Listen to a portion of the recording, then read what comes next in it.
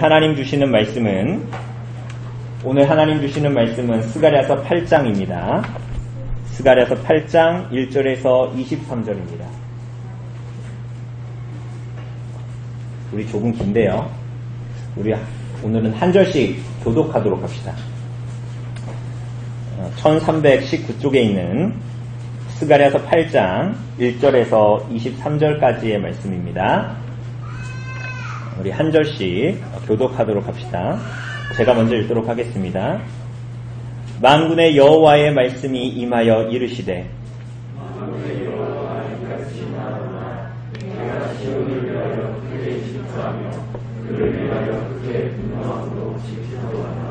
여호와가 이같이 말하노라. 내가 시온에 돌아와 예루살렘 가운데에 거하리니 예루살렘은 진리의 성읍이라 일컫겠고 만군의 여호와의 산은 성산이라 일컫게 되리라. 만군의 여호와가 이같이 말하노라. 예루살렘 길거리에 늙은 남자들과 늙은 여자들이 다시 앉을 것이라. 다 나이가 많으므로 저마다 손에 지팡이를 잡을 것이요 그 성읍 거리에 소년과 소녀들이 가득하여 거기에서 뛰놀리라. 만군의 여호와가 이같이 말하노라. 이 일이 그날의 만군 백성의 눈에는 이야기가 되마 내 눈에 아버지 이야기느냐.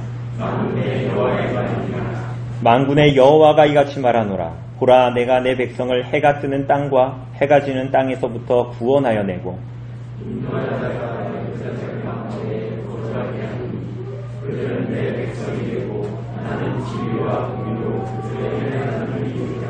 만군의 여호와가 이같이 말하노라. 만군의 여호와의 집 곧 성전을 건축하려고 그 지대를 쌓던 날에 있었던 선지자들의 입의 말을 그날에 듣는 너희는 손을 경고히 할지어다.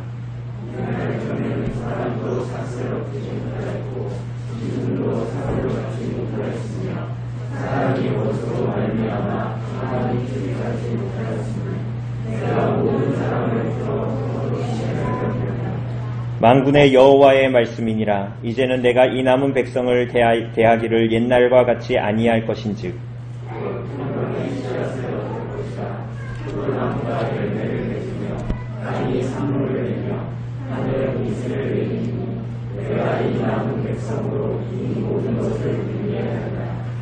유다 족속아 이스라엘 족속아 너희가 이방인 가운데에서 저주가 되었었으나 이제는 내가 너희를 구원하여 너희가 복이 되게 하리니 두려워하지 말지니라. 손을 경고히 할지니라.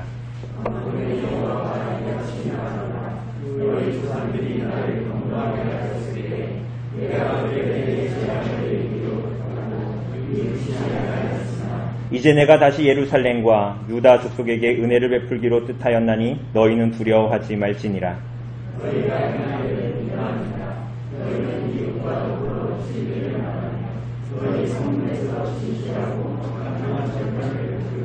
마음에 서로 해하기를 도모하지 말며 거짓 맹세를 좋아하지 말라. 이 모든 일은 내가 미워하는 것이니라. 여호와의 말이니라. 만군의 여호와가 이같이 말하노라. 넷째 달의 금식과 다섯째 달의 금식과 일곱째 달의 금식과 열째 달의 금식이 변하여 유다 족속에게 기쁨과 즐거움과 희락의 절기들이 되리니 오직 너희는 진리와 화평을 사랑할지니라.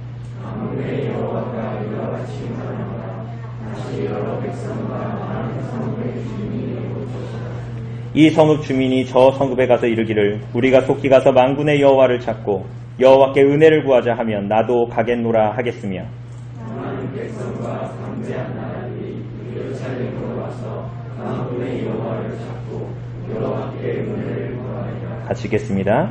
만군의 여호와가 이와 같이 말하노라. 그 날에는 말이 다른 이방 백성 10명이 유다 사람 하나의 옷자락을 잡을 것이라. 너희와 함께 하심을 들었나니 우리가 너희와 함께 가려 하노라 하리라 하시니라. 아멘.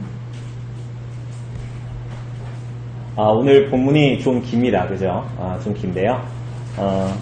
이게 하나의 주제이기 때문에 굳이 나누어서 이제 다루어야 할 것 같지 않아서 이 본문들을 조금 길지만 우리가 한 번에 다룹니다. 그래서 우리가 오늘 본문을 볼 때는 우리가 일반적으로 이렇게 차근히 이렇게 한 절씩 내려가면서 이렇게 쭉 봤는데 오늘은 이리저리 사실은 가면서 이렇게 좀 볼 거니까요. 우리가 좀 말씀에 집중해서 이 시간 하나님 말씀을 좀 나누도록 합시다. 오늘 사랑하는 여러분, 우리가 지난주에 본 이 7장에서 온 사람들의 질문이 오늘 8장으로 이어지고 있는 것입니다. 그죠? 그 사람들의 질문이 뭐였습니까? 베델에서 온 사람들은 그들이 70년 동안 해온 일들, 그게 뭡니까? 1년에 4차례의 금식을 행하고 종교적인 규례를 하는 것들을 계속해야 하는가를 물었습니다. 근데 하나님은 스가랴를 통해서 금식을 해야 된다 말아야 된다 가타부타를 말씀하시는 것이 아니라 그들이 지금까지 해왔던 그 금식이 정말 하나님을 위한 금식인가를 그들에게 물어보십니다. 그게 정말 하나님을 사랑하여 하나님을 섬기는 금식이었는가를 하나님께서 묻는 것이죠. 그리고 하나님께서는 정말 하나님이 원하시는 참된 금식이 무엇인가 하는 것을 이 백성들에게 말씀하셨습니다. 그게 뭐였습니까? 참된 금식이?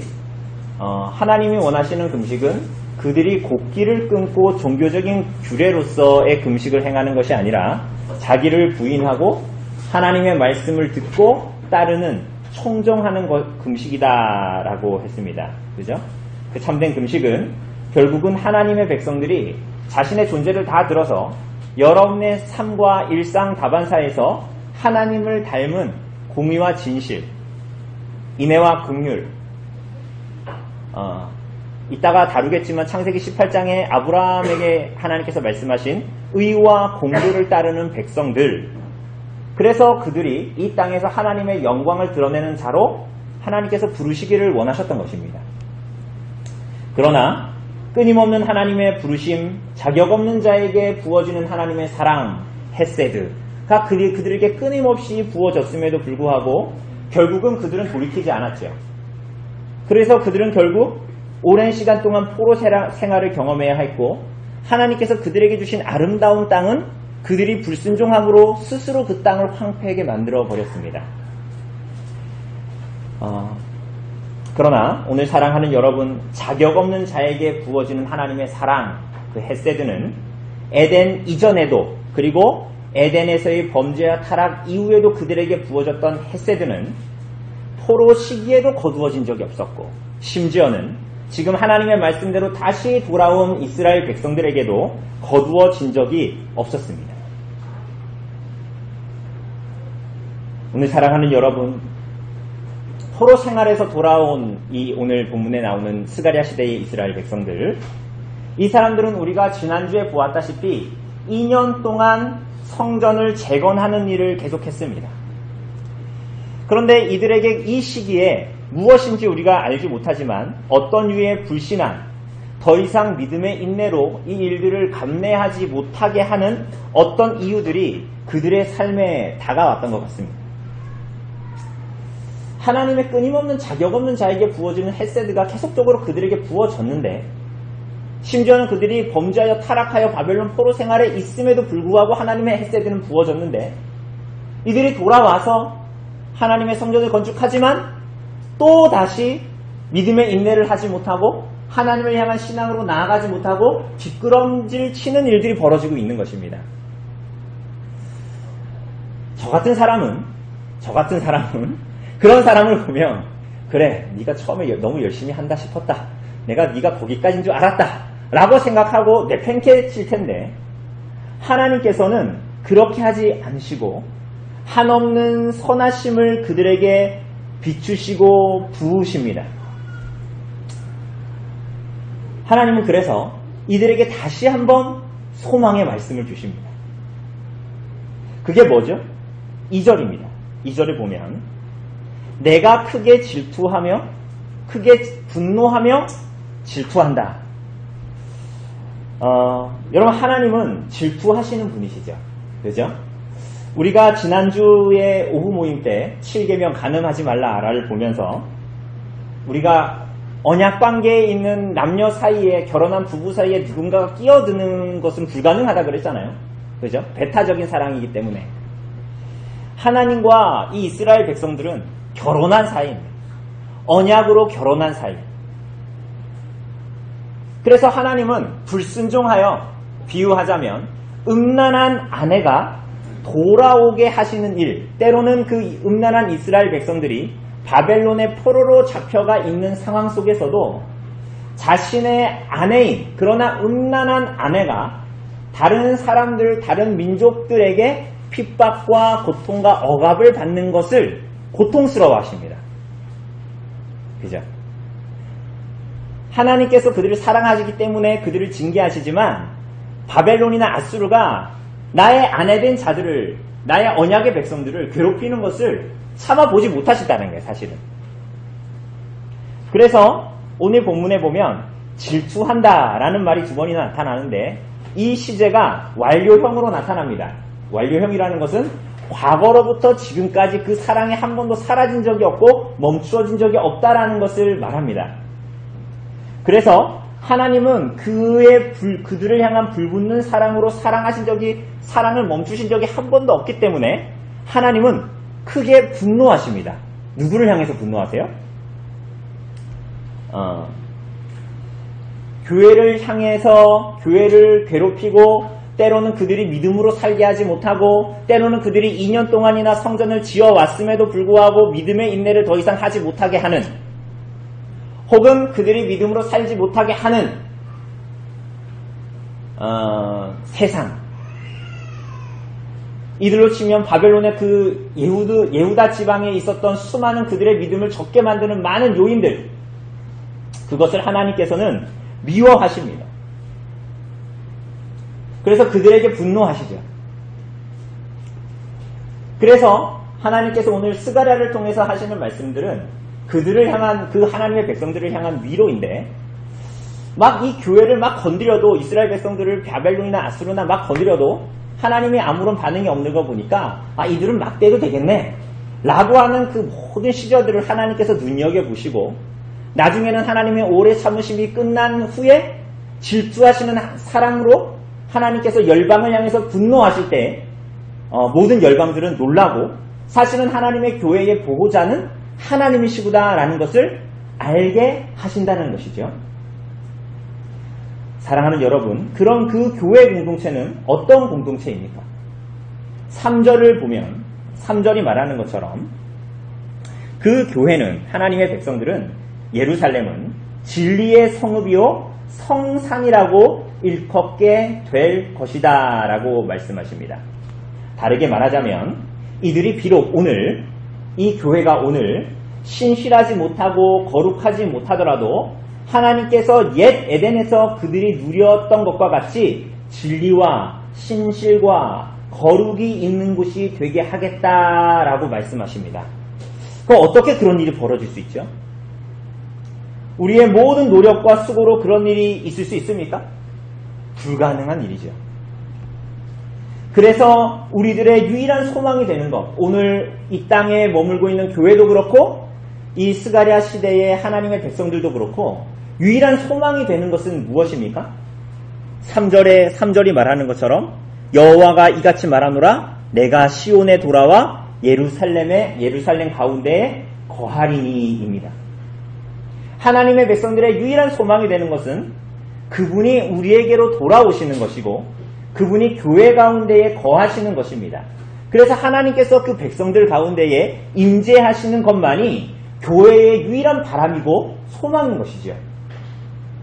하나님이 그렇게 하나님의 백성들과 함께 하시고 그들 가운데 거하실 때 신실치 못하며 거룩하지 못한 하나님의 백성들, 진리의 성읍이고 거룩한 하나님의 산이라고 부르는 교회와 하나님의 백성들의 공동체가 그들의 어떠함이 진리 가운데 있지 못하고 거룩하지 못한 가운데에 있을지라도 하나님께서 그들에게 돌아와 그들에게 함께 하실 때 그 백성들의 마음이, 생각이 새롭게 되는 것입니다.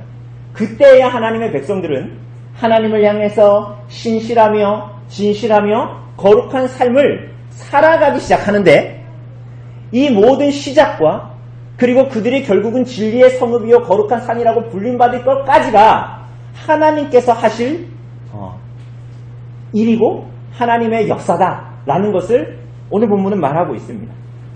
우리가 이런 내용들을 보면 이게 이루어질 것 같지 않잖아요. 그죠? 동화 같은 이야기 같지 않습니까? 우리들의 현실과 하나님이 이루실 일이 너무 갭이 크기 때문에 그걸 보면 어떻게 이런 일이 이루어질 수 있을까라는 생각이 자꾸만 들죠. 그래서 우리는 자꾸만 냉소적이 되고 뭐 그냥 교회 생활 그냥 이렇게 하다가 그냥 그렇게 가는 거지 뭐. 이렇게 생각을 하죠. 하나님께서 그런 이스가랴 시대의 백성들과 오늘 여러분과 저에게 말씀하십니다. 4절과 5절을 보면 예루살렘의 길거리가 회복돼요. 여러분 사실은 수많은 선지서들에 보면 예루살렘의 길거리는 애통하는 자리입니다. 그들이 이 땅에서 겪는 죽음과 멸망 때문에 물론 그 죽음과 멸망은 하나님의 백성들이 불순종해서 겪게 되는 건데요. 그 죽음과 멸망 때문에 길거리에 다 나와서 애통하는 장소입니다. 예루살렘의 길거리라는 것은. 그런데 오늘 본문에 보면 예루살렘의 길거리가 회복되고 그 애통하는 자리가 웃음의 자리가 되고 소망의 자리가 됩니다. 4절을 보세요. 4절을 보면 예루살렘 길거리에 늙은 남자들과 늙은 여자들이 앉는데요. 여러분이 무슨 얘기예요? 집에서 쫓겨나가지고 갈 데가 없어서 길거리에 앉은 거 아닙니다. 여러분 이게 뭐냐면 남녀노소가 모두 함께 있는 샬롬, 평안이 있는 곳이 될 거라는 거예요. 심지어는 5절에는 보면 누가 나와요? 4절에는 늙은이들이 나옵니다. 5절에는 누가 나와요? 어린 아이들 나와요. 우리 교회에 있는 이 어린 아이들처럼 그 길거리에 모든 늙은 자들과 모든 아이들이 나와서 있고 뛰논다는 거예요. 여러분 지금도 그렇지만 당시의 시대에는 노인들과 아이들은 어떤 부류입니까? 강한 부류가 아니라 연약한 자들, 약한 자들이에요. 그런데 그 사람들이 다 길거리에 나와서 즐겁게 뛰어논다라는 거예요. 어떤 고통도 압제도 핍박도 없습니다. 심지어 본문에 보면 뭐 할아버지다 이렇게 나오지도 않아요. 남자만 말하지도 않습니다. 그죠? 늙은 남자와 늙은 여자, 소년 말이 아니라 소녀. 남녀가 조화를 이루고 약육강씨의 세상이 더 이상 아닌 모두가 공존하고 기쁨과 즐거움과 샬롬이 있는 곳으로 하나님께서 회복하시겠다라는 거예요. 더 나아가서는 4절의 끝에 보면 뭐라 그럽니까? 그 늙은 남자와 그 늙은 여자들이 다 어떻대요? 나이가 많음으로 저마다 손에 뭘 잡는데요? 지팡이를 잡는데요. 이게 무슨 얘기냐면 그 사회가 노령화됐다는 얘기가 아니라 전쟁이나 기근이나 전염병이 없는 평안의 시대가 도래할 거라는 거예요. 하나님이 언제나 하나님의 백성들이 불순종할 때마다 전쟁과 기근과 전염병이 없었던 때가 없었는데 하나님께서 이들에게 전염병과 전쟁과 기근이 없는 시대가 도래하게 할 거다. 샬롬의 시대. 그래서 이사야서 65장 20절은 이 회복의 때를 내다보면서 스가랴 이전에 이 회복의 때를 내다보면서 이런 말을 합니다. 이사야서 65장을 보면 거기는 날수가 많지 못하여 죽는 어린이와 수완이 차지 못한 노인이 다시는 없을 거라. 곧 100세에 죽는 자를 젊은이가 하겠다. 그러니까 이 때는 이 회복의 때는 얼마나 소망이 찬지 100세에 죽는 게 뭐라고요? 아유 참 안 됐네. 젊을 때 죽었네. 이렇게 된다라는 거야. 오늘 사랑하는 여러분 이런 이사야서나 스가랴서의 이런 내용들을 들으면 어떤 마음이 듭니까? 오늘날 교회의 시대를 보면서 여러분 이런 날이 올 거라고 소망을 하고 대망하고 예측이 됩니까? 오늘 스가랴 시대의 하나님의 백성들이 이 말씀을 들었을 때에 꿈과 같은 얘기였겠죠. 오늘 교회의 시대를 살고 있는 여러분과 저에게도 이 내용들은 사실은 꿈과 같은 내용이라고 생각이 될지도 모릅니다. 하나님은 교회가 진리의 성읍이요 하나님의 거룩한 산이라고 불릴 거라고 말씀하시는데 그래서 그곳에는 진리와 신실과 거룩이 넘쳐날 것이라고 말씀하시는데 여러분 그것이 보입니까? 오늘날 많은 그리스도인들은 하나님과 그분의 뜻에 붙들리기보다는 자기 생각과 자기 판단에 붙들리죠. 우리가 오늘 오후에 볼 것이지만 8계명 도둑질하지 말라. 오늘날 많은 그리스도인들은 자본주의를 받드는 세상에서 더욱 탐욕스러워져 가기 때문에 끊임없이 자기 자신을 살찌우고 마시는 일에 열의를 합니다. 저는 목사이기 때문에 어떤 노회의 목사들은 자신의 교회에 이런저런 많은 유익을 노회에 가서 얻으려고 하지만 어떤 목사들은 그 노회에 속한 작은 교회의 목사들이 끼니를 거르는 것, 그들의 예배당에 물이 새는 것, 아무런 관심이 없습니다. 더욱게 하라, 배부르게 하라라고 말은 하죠. 그러나 진실하고 신실하고 거룩하고 의로우신 하나님을 믿음의 눈으로 보며 그렇게 살아가지는 못합니다. 성전을 다시 짓고 있는 이 스가랴 시대의 백성들은 2년 동안 이런저런 어려움 속에서도 그 일들을 계속해왔지만 주변에서는 그들의 모든 수고가 물거품이 될 거라고 비아냥거리고 조롱했습니다. 때로는 이 사람들은 그 사람들이 많은 그들의 비아냥과 조롱이 정말 자기들에게 너무 사실처럼 여겨져서 우리 교회가 저 세상 사람들이 말하는 것처럼 너무나 보잘것없어 보여서 이 사람들조차도 때로는 바벨론을 붙잡으려고 했고 어떻게든지 성전을 짓는데 바벨론이 도움을 주십사 하고 손을 비비기도 했습니다. 때로는 그것을 받아들여지기도 했습니다. 그러나 바벨론에 비비는 그 손이 받아들여질수록 그 바벨론 주변에 있는 열강들은 이스라엘의 적이 되었죠. 그것은 외부적인 문제만이 아니었습니다. 여러분, 내부적으로는 그들은 서로를 진실하게 사랑하지도 않았고 서로를 향해서 인애를 베풀지도 않았고 그저 서로를 이용하려고 했고 그리고 그것은 세상 사람들을 똑같이 닮은 모습들일 뿐이었습니다. 어쩌면 우리가 오늘날 교회의 시대를 살아가면서 때로는 그렇게 교회당에서 하나님이 아닌 세상을 닮은 것 같은 사람들을 목도하는 아이러니가 이들에게도 여전히 있었던 거예요. 이 스가랴 시대의 백성들에게. 사랑하는 여러분, 그렇게 보니 도저히 우리에게 주어진 이러한 약속들이 너무나 허망해 보이고 요원해 보이는 거예요. 하나님이 위로라고 말씀하시고 소망을 가지라고 교회에 소망을 가지라고 말씀하시는데 그게 말이 안 된다고 여겨지는 거예요. 자꾸만. 왜냐하면 손에 잡히는 건덕지도 없어 보이니까. 우리 안을 보아도 그렇고 바깥을 보아도 그렇습니다.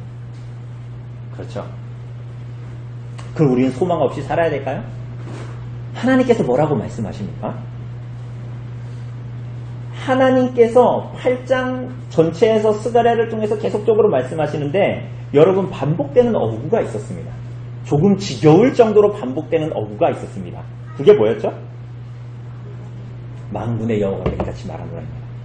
그것이 23절의 절에서 10번을 반복합니다. 똑같은 어구로 10번을 반복하고 그 이외에 비슷한 유까지 헤아리면 그거보다 더 많겠죠.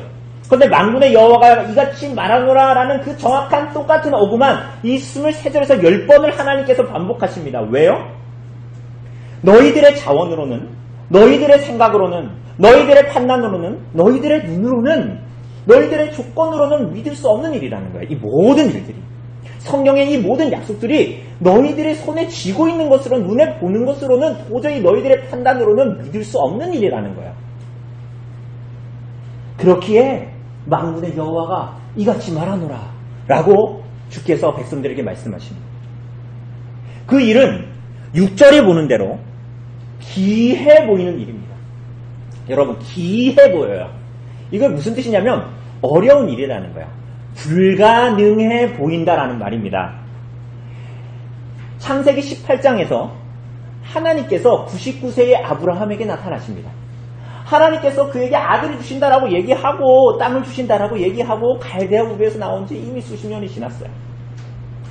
창세기 18장에서 하나님께서 아브라함에게 나타나시고 내년 이맘때에 아들을 주시겠다라는 거예요. 여러분, 이미 갈대아 우르에서 나올 때에 아브라함은 사실은 소망이 없는 사람이었는데 지금 더 소망이 없게 됐어요. 99세잖아요. 사라는 90에 가까웠어요. 여성의 생기가 끊어졌어요. 어떻게 자녀를 주신다는 말입니까? 여러분, 그래서 이 말씀을 하나님께서 아브라함에게 주실 때 사라가 장막 밖에 있다가 텐트 밖에 있다가 웃었죠. 하나님께서 그에게 뭐라고 말씀하시죠? 여호와께 능하지 못한 일이 있겠느냐. 여기서 동일한 단어를 쓰는 거예요. 기해 보이는, 불가능해 보이는 일이 있겠느냐? 라고 물으십니다. 누구에게요? 아브라함과 사라에게, 믿음의 선배들에게 하나님께서 그렇게 말씀하시죠. 오늘 본문도 이 기이해 보이는 일, 이 어려워 보이는 일, 이 불가능해 보이는 일들이 일어날 거라는 것을 누구도 믿지 않는 거예요. 그런데 이 사람들이 누구예요? 오늘 6절에 보면 누구의 눈에 기이하대요? 남은 백성의 눈에입니다. 여러분 이 사람들 어떤 사람들이죠? 여러분 이 사람들은 원수와 거슬러 싸우지 않았음에도 불구하고 예루살렘으로 돌아올 수 있었던 남은 자들입니다. 여러분 이 사람들은 수가 적은 사람임에도 불구하고 바벨론에 돌아와서 2년이나 성전을 건축하고 있는 사람들이죠. 여러분 이 사람들은 그들에게 일어난 놀라운 일들, 지금 2년과 그 이전에 바벨론 폴에서 돌아오는 놀라운 일들이 이 사람들에게 주어졌는데 이 놀라운 일을 목도했음에도 그리고 오늘도 목도하고 있음에도 불구하고 이 사람들은 이 일들을 기이하게 여긴다는 거예요. 기이하게. 여러분 10절을 보면 이 사람들이 예루살렘으로 돌아왔을 때의 일들이 기록되어져 있습니다. 돌아왔을 때에 이 사람들은 이런저런 이유로 성전을 건축하지 않았지요. 우리가 학개서를 통해서도 봤지 않습니까?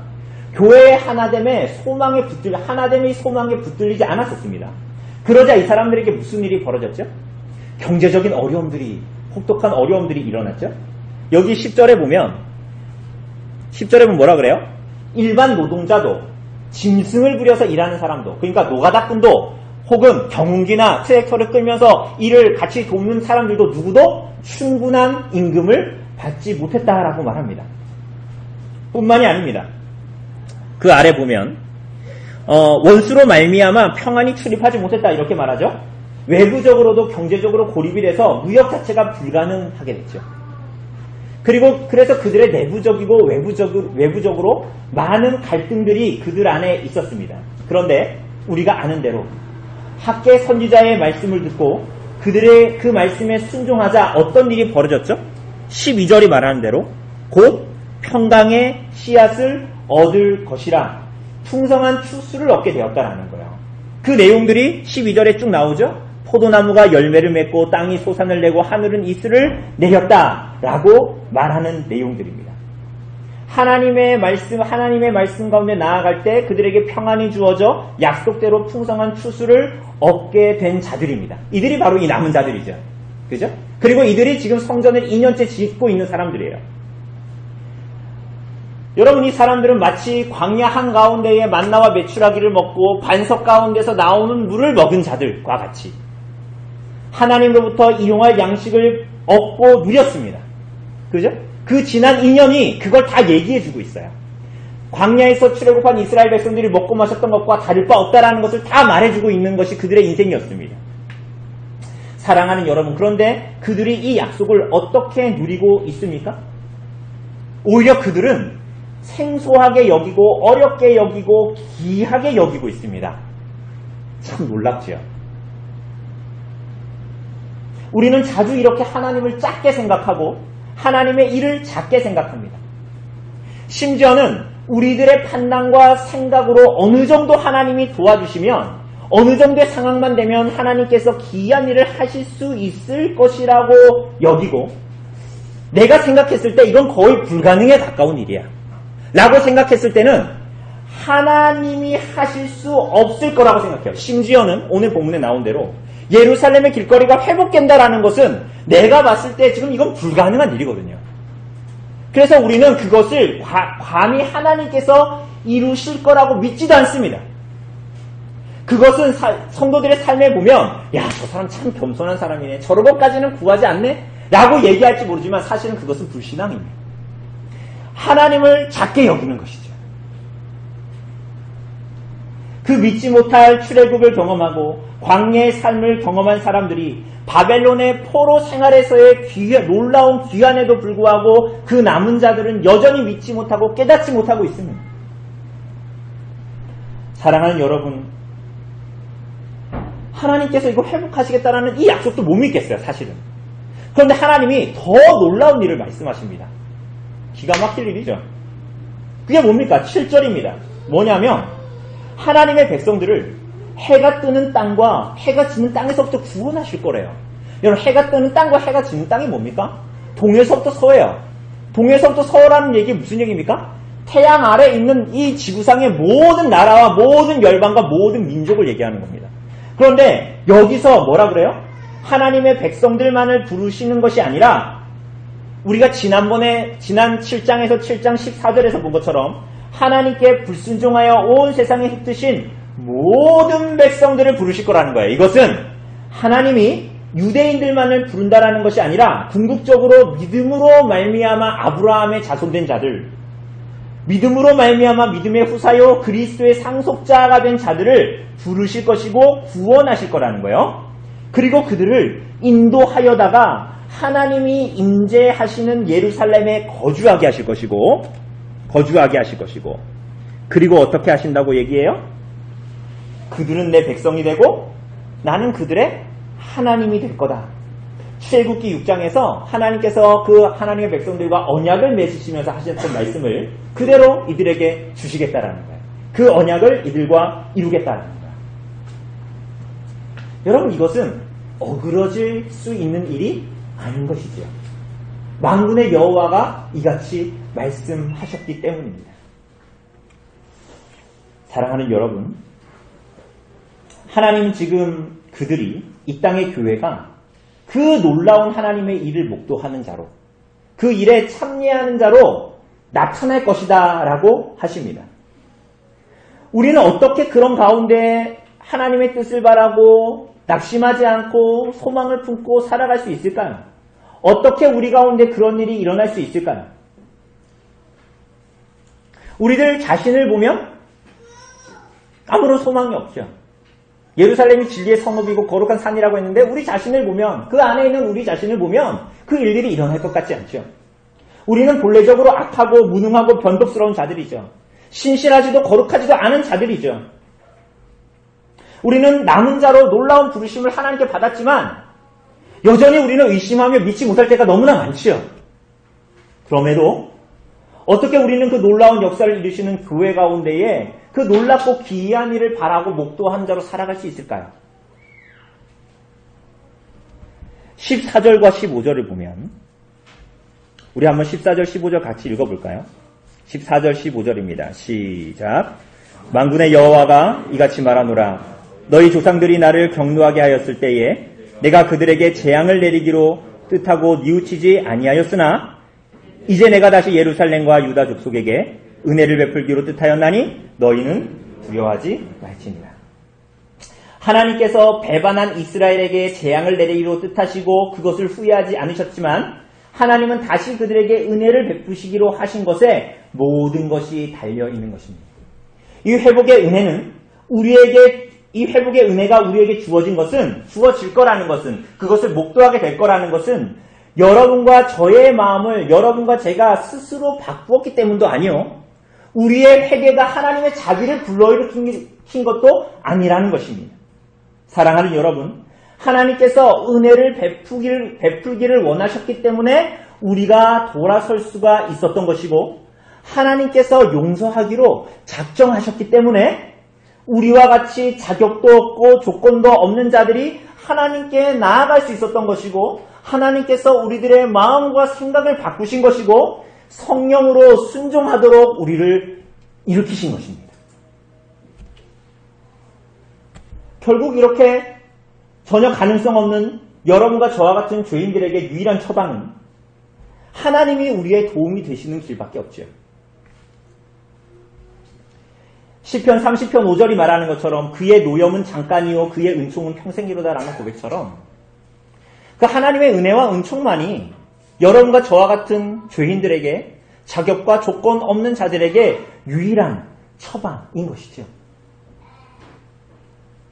사랑하는 여러분, 그러므로 우리들로서는 어떤 노력도 공로도 하나님께로 가져갈 수가 없습니다. 베델 사람들이 물었던 것, 계속 금식을 해야 됩니까? 19절이 말하는 것처럼 1년에 4번이나 하는 그 열심히 있는 금식과 구례들도 우리들을 하나님 앞에 세울 수가 없습니다. 그것이 우리들을 소망 있게 하지도 않습니다. 스스로 정죄하며 그분께 나아가 죄를 고백하는 금식도 그것 자체로는 하나님을 기쁘시게 할 수가 없습니다. 오히려 그들이 금식을 그치고 기쁨과 즐거움과 희락의 절기들을 누리도록 허락하시는 분이 하나님이실 뿐입니다.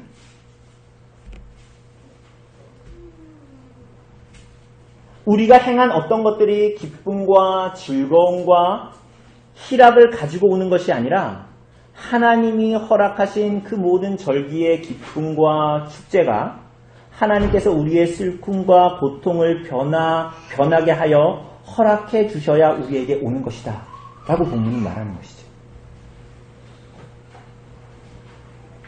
그리고 그 일이 분명하게 일어날 것은 우리들의 어떠함에 달린 것이 아니라 만군의 여호와가 말씀하셨기 때문에 이루어지는 것입니다. 그러므로 베델에서 온 자들이 행하는 모든 종교적인 규례들은 그들의 노력으로 얻는 구원이 되어서는 안 되고 될 수도 없고 하나님의 일하심과 뜻을 구하는 참된 금식이어야 하는 것이지요. 그리고 그들의 모든 참된 금식을 가능하게 하는 것은 그들의 1년에 4차례 반복되어지는 그들의 열심 있는 종교적인 규례나 금식이 아니라 1년에 한 번 그들이 기억해야 할 그들에게 참된 기쁨과 즐거움과 희락을 누리도록 주어진 금식의 절기 대속죄일로만 말미암게 되는 것입니다. 사랑하는 여러분, 그러므로 하나님이 베푸신 기쁨과 즐거움의 희락의 절기, 하나님이 베푸시고 주시는 대속죄일의 희생으로 말미암아 그들이 해야 할 참된 금식과 그로 말미암은 순종은 너무나 분명하게 오늘 본문에서 나타나고 있는 거예요. 9절이 말하는 것처럼 그 순종은 뭡니까? 9절이 말하는 것처럼 그들은 선지자의 입의 말을 들어야 하는 것입니다. 우리 자신에게서 말미암는 것이 아니라 대속죄일에 주님께서 하신 속죄로 말미암은 증거로 그 선지자의 말을 듣는 대로 나아가는 것입니다. 그렇기 때문에 그들은 13절과 15절이 말하는 대로 13절과 15절이 말하는 대로 어떤 상황과 환경이 그들의 판단 가운데 어려움과 고통을 얘기하고 있더라도 13절과 15절의 말미가 얘기하는 것처럼 두려워하지 말아야 할 이유가 있게 되는 것입니다.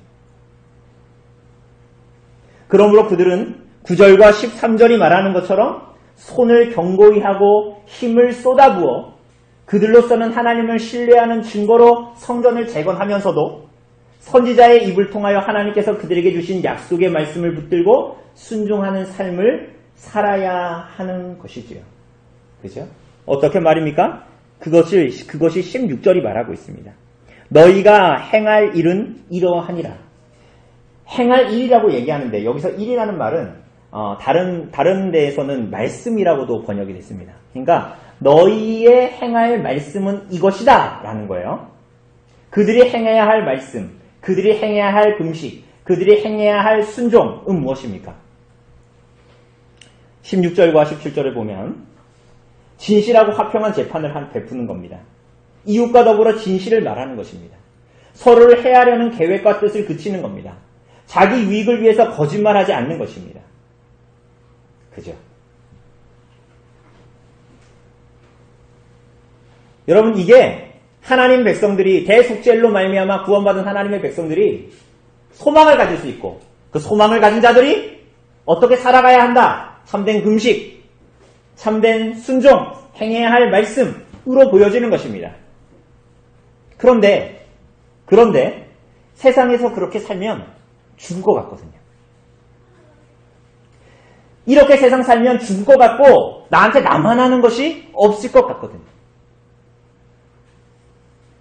그래서 우리는 열심히 예배를 드리는 삶을 살면서도 실제 삶에서는 뇌물을 주고받으며 하나님을 의지하는 일을 벌입니다. 11조나 헌금을 열심히 하면서 임금을 착취하고 도둑질합니다. 열심히 전도하면서 가족을 향해서는 애정을 쏟지 않죠. 주일에는 모두의 평안을 위해서 기도하면서 일상에서는 언행으로 폭력을 일삼습니다. 말씀에 의해서 70년을 개수하여 1년에 4차례 금식을 해야 됩니까 말아야 됩니까 말씀으로 따지고 들어가면서도 그들의 삶에서는 참된 금식을 행하지 않습니다. 왜요? 그렇게 하면 죽을 것 같거든요. 그렇게 하면 세상에서 살아남지 못할 것 같거든요. 여러분, 그렇게 하기가 두렵기 때문입니다. 그래서 오늘 본문은 계속 두려워하지 말라라는 거예요. 하나님 백성들에게, 스가랴 시대의 백성들에게 오늘 여러분과 저에게 두려워하지 말라라고 말씀하시는 것입니다.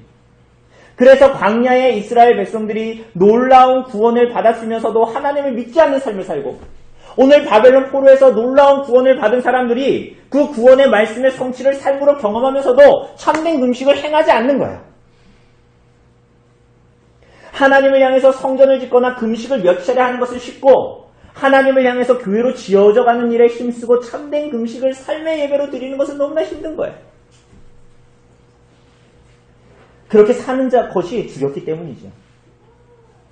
그래서 우리는 어느덧 교회에서 목사님이 예배에 대해서나 얘기하지, 기도에 대해서나 얘기하지, 예수님에 대해서나 얘기하지. 그럼 그건 하나님의 말씀으로 받아들여지는데, 오늘 본문에 나타나는 정의, 신실, 공의, 인애는 세상에서 말하는 윤리 도덕 선생님이 하는 얘기처럼 받아들여지는 것입니다. 아닙니다. 여러분, 이것은 하나님의 말씀입니다. 하나님의 은혜를 입은 자들이 합당하게 살아야 할 반응이요, 길이요, 삶이요.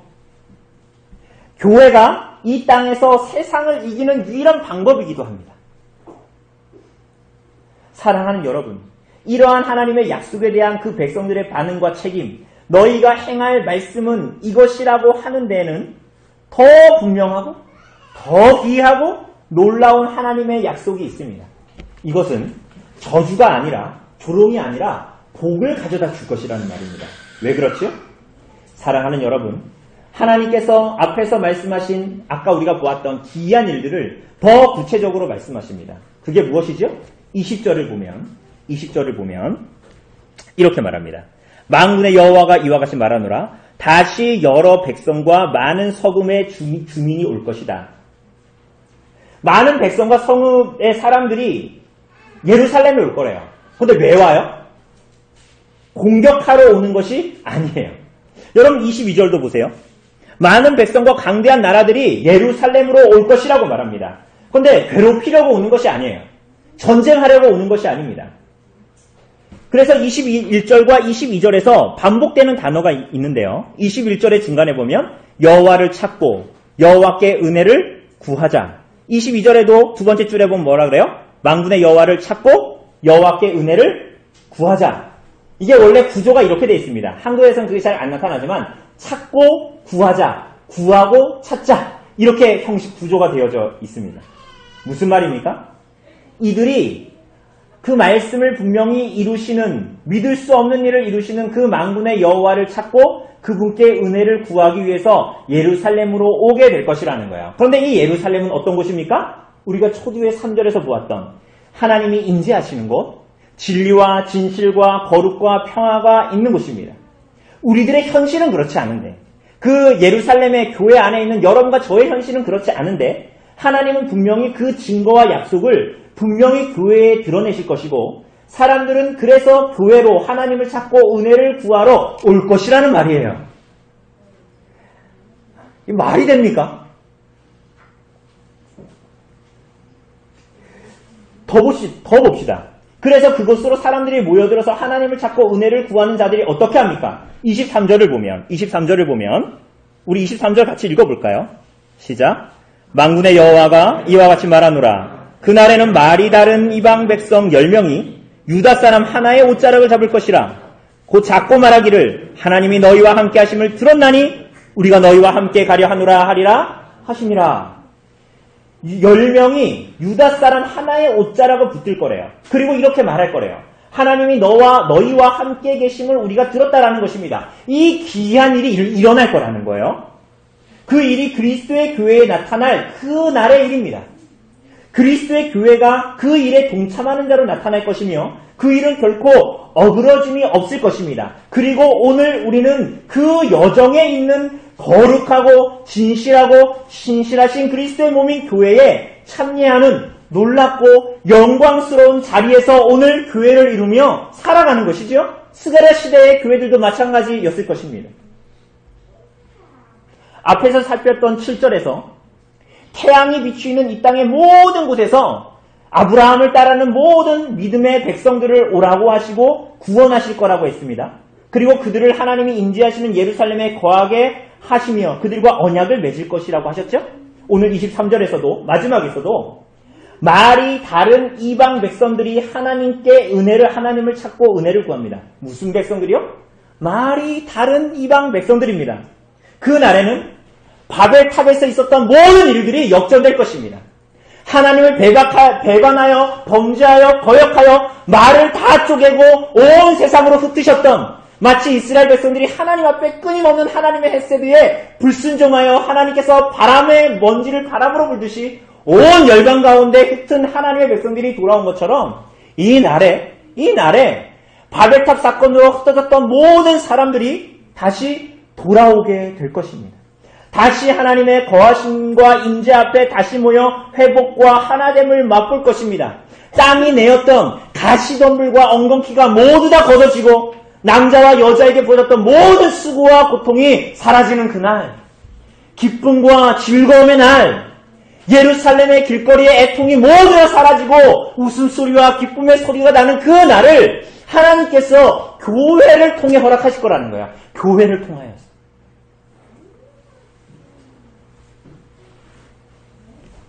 사랑하는 여러분, 귀한 일이죠. 오늘 이 땅의 교회를 보십시오. 여러분과 저를 보고 우리 교회를 보십시오. 이 일이 가능한 일입니다. 어떻게 이런 일이 일어날 수 있죠? 더해서 어떻게 하나님의 백성들을 압제하던 사람들이 어떻게 그리스도를 찾을 수 있습니까?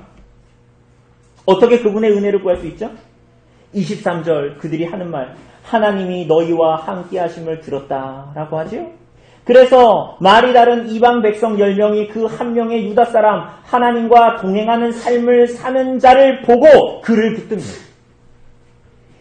하나님의 일과 하나님의 약속과 복음의 약속의 이루어짐과 성취는 강함과 다수에 있지 않습니다. 하나님의 나라는 오히려 10명의 사람이 한 사람의 유다 사람을 붙드는 것입니다. 하나님과 동행하며 그분의 거하심과 함께 거하는 하나님이 함께 하시는 백성됨의 반응이 그의 교회와 성도들에게 그래서 요구되고 있는 것이지요. 그 일이 바로 여기에서 우리에게 어떻게 가능합니까? 하나님은 어떻게 우리와 함께 하십니까? 어떻게 그 기이한 일이 벌어집니까? 우리 자신을 보면 아무런 소망이 없는데요.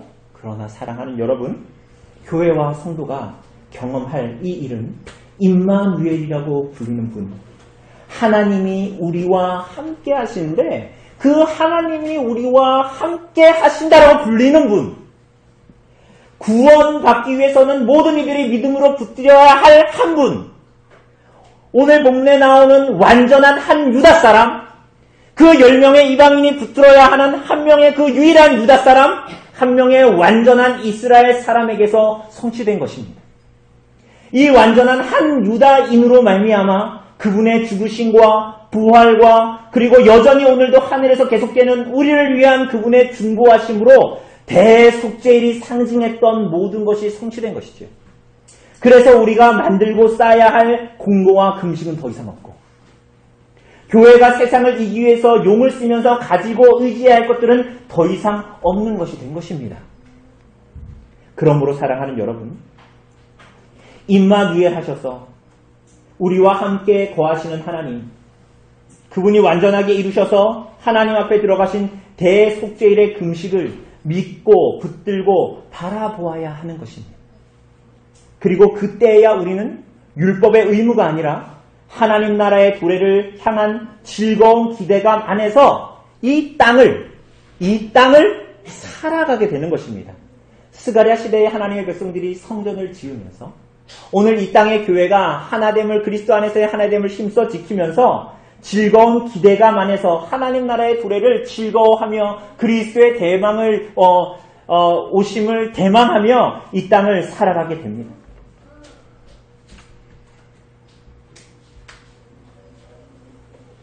그러한 기쁨과 즐거움과 희락의 절기들이 우리에게 오늘 베풀어졌으니, 임마누엘 하신 그리스도로 말미암아 이 땅에 베풀어졌으니 우리는 기쁨과 즐거움으로 하나님과 이웃을 향한 사랑을 드러내며 살아가기 시작할 수 있습니다. 억지가 아니라, 율법의 의무가 아니라 하나님의 나라를 대망하고 이 땅을 소망하는 자들이 아니라 하나님의 나라를 대망하는 자로 이 땅을 살기 때문에 죽지 못해 하는 것이 아니라 기쁨과 즐거움과 소망 때문에, 그 기대 때문에 하나님을 사랑하고 우리들의 형제와 이웃을 사랑하기 시작하는 것입니다. 하나님이 미워하시는 자기라는 우상에 붙들려 살아가는 것이 아니라 하나님을 닮은 정의의 추구, 기쁨과 즐거움, 진실과 신실, 거짓 없는 사랑, 인애를 붙들고 살아가기 시작하는 것입니다. 두려움 없이 힘써 분명한 약속 안에서 임마누엘하신 그리스도와 함께 이 땅을 살아가는 것입니다. 오늘 사랑하는 여러분, 오늘 오후에도 우리가 볼 것이지만 여러분, 이것은 사실은 새로운 것이 아닙니다. 믿음의 조상인 아브라함에게 주님께서 약속의 자녀를 주겠다라고 말씀하시면서 이렇게 말씀하셨습니다. 내가 그로 그 자식과 권속에게 명하여 그의 후손들에게 명하여 여호와의 도를 지켜 의와 공도를 행하게 하려고 그를 택하였다. 이렇게 말씀하십니다. 공의와 인애를 행하는 삶입니다. 믿음으로 살아가는 자들은 이 길을 걷도록 부르심을 받은 자들입니다. 그래서 복음서에 나오는 수많은 죄인들은 이 땅에 임마누엘 하신 우리 구주 예수 그리스도 안에서의 인애와 공의를 맛보았습니다. 그래서 그를 따르는 수많은 믿음의 증인들은 자기 자랑과 욕망으로 살아가는 것이 아니라 하나님의 함께하심의 증거를 세상 가운데 드러내고 들려내는 자로 살았습니다. 그리스도 안에서의 의와 공도, 공의와 인애를 맛본 사람들은 그 중에 어떤 여인은 자신의 향유 옥합을 다 깨뜨려 주님께 붓고 눈물로 그분의 발을 씻고 그의 머리칼로 그분의 발을 닦았습니다. 그분의 인애와 공의를 맛본 한 세리는 자신의 죄를 깊이 깨닫고 자신의 죄를 하나님 앞에 토설하고 죄를 돌이켜 그 모든 사람들에게 자신의 죄를 갚고 용서를 구하는 회개의 삶을 살았습니다. 그래서 성도들과 교회의 존재는, 스가랴 시대에 돌아온 모든 남은 자들의 존재는 그저 자기들을 위해 성전을 짓고 자기 잘난 맛에 사는 자들이 아니라 그들의 존재 자체가 참된 금식으로 점철된 자들, 의와 공도를 행하는 자들, 그래서 하나님이 살아계시고 그분이 얼마나 진실하시며 인애를 베푸시는 분인가를 드러내도록 그분의 기이한 역사에 참여하는 자로 부름을 받아 기이한 빛에 들어가게 하신 이의 영광을 선포하는 자로 택하신 족속이요 왕같은 제사장이요 거룩한 나라요 그의 소유된 백성으로 살도록 부름을 받은 것입니다. 그것이 스가랴 시대의 교회의 존재의 이유였고 오늘 여러분과 제가 여전히 소망을 두고 이 땅을 살아갈 수 있는 이유입니다. 돈이 없어서 두려운 것이 아니라, 내가 직장이 변변치 않아서 두려운 것이 아니라, 내 건강이 시원치 않아서 두려운 것이 아니라, 그래서 이 땅에 있는 것으로 소망이 있고 없고로 판가름되는 것이 아니라 오직 기이한 일을 드러내신 그 그리스도, 그분의 기이한 빛에 들어가도록 부름을 받은 하나님의 백성으로 존재하기 때문에 소망이 있고, 그래서 기쁨과 즐거움으로 하나님께서 하실 약속이 이루어질 줄을 알고 우리들의 삶을 하나님의 뜻에 투신하며 살아가도록, 그래서 그게 정말 믿음으로 그렇게 살아가는 것이 복이 되도록 그리스도를 보내시고 오늘 여러분과 저를 부르신 것입니다. 오늘 사랑하는 여러분, 교회는 세상을 어떻게 이깁니까? 오늘 스가랴 시대를 살아가고 있던 이 사람들은 어떻게 세상 가운데 성전을 건축하면서 세상을 이길 수가 있죠? 교회는 이 땅에서 어떻게 존재합니까? 도무지 믿기지 않는 복으로 우리에게 주어진 그리스도와 그분께서 그리스도의 제 이름으로 말미암아 우리에게 허락하신 모든 것들을 소망하며 살아가도록, 그래서 그렇게 승리하도록 우리들을 부른 것이지요. 우리에게 돌아오셨고 우리 가운데 거하시는 분, 우리 가운데 그분의 헬세들을 오늘도 끊임없이 베푸시는 분, 그 완전한 대속죄일의 제사와 금식을 행하시는 분, 오늘도 그 일을 하시는 완전하고 온전한 한 유대인이요 이스라엘 사람, 그 믿기지 않는 그분의 옷자락, 보호와 보살핌 아래 우리를 부르신 분, 그분에게 우리들의 모든 소망을 두고 우리들의 눈을 두는 것입니다. 그 삶은 그분의 덕을 선포하고 온 세상에 그분이 들려지게 합니다. 이것이 오늘 이곳에 있는 여러분과 저의 모든 인생에서 가장 존귀하고 위대한 소명으로 주어져 있는 것입니다. 그때에 우리들의 눈에 보기에 불가능해 보이고 기이해 보이고 불가능해 보이는 모든 일들, 사람들은 듣게 될 것입니다. 조롱하던 사람들도 듣게 될 것입니다. 하나님의 은혜를 구하려면 어디로 가야 합니까? 하나님이 당신과 함께 하심을 들었다라고 말할 것입니다. 그분을 만나고 싶다고 말할 것입니다. 말이 안 되는 얘기죠. 불가능한 일이죠. 불가능해 보이잖아요. 그러나 이것이 만군의 여호와의 말씀입니다. 이 소망이 교회에 주어져 있고 교회에만 주어져 있습니다. 이것보다 분명하고 확실하게 이루어질 일은 이 세상에 아무것도 없습니다. 우리는 이 세상에서 어떻게 교회로 존재하며 살 수 있습니까? 믿기지 않은 복으로 우리에게 오신 그리스도를 바라보십시오. 그분의 뜻을 붙들고 따르십시오. 아브라함에게 약속하신 대로 의와 공도를 붙드십시오. 진리와 신실과 긍휼을 베푸십시오. 그렇게 그분을 따르십시오.